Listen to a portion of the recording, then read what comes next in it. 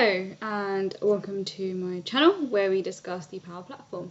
In today's episode we're going to have a look at the print function or the print feature in Power Apps. So now this is a new feature that came out fairly recently.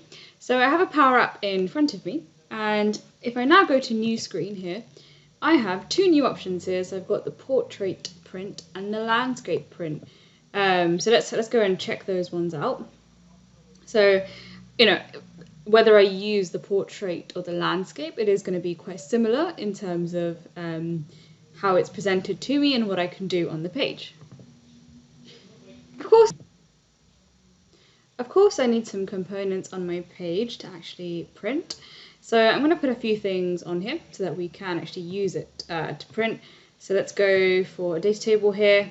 I'm just going to check a few fields from the superheroes data source, which I have available for me.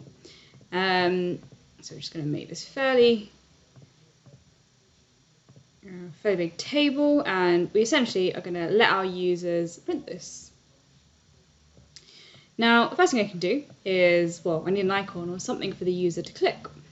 And so I can actually use an icon here and pick one. So there's a print icon here that I can pick, and I can basically now call this print and say, when you click this, so I'm going to test it out. I have to preview the print icon, of course, and that will basically bring up the print preview. Just take a second there, and essentially I've got my table here, and I can now print that, which is great. So you can actually let your user do this directly from your app. Now you may wonder why this particular page doesn't have the various colors on the screen. Now we can actually turn that back on by clicking on this background graphics, and that will mean the header and the colors are now available for us. So the other thing we can actually do is show and hide various parts of our screen when we're printing. So if I click the print icon, I probably don't actually want that print icon in my screen. So what I can do is I go to the visible property of this icon, and I can essentially say that for this particular one, I want printing. I want the screen to printing property to be on, which means that when it gets printed, I do actually want it available for me. Let's go back to that for a second.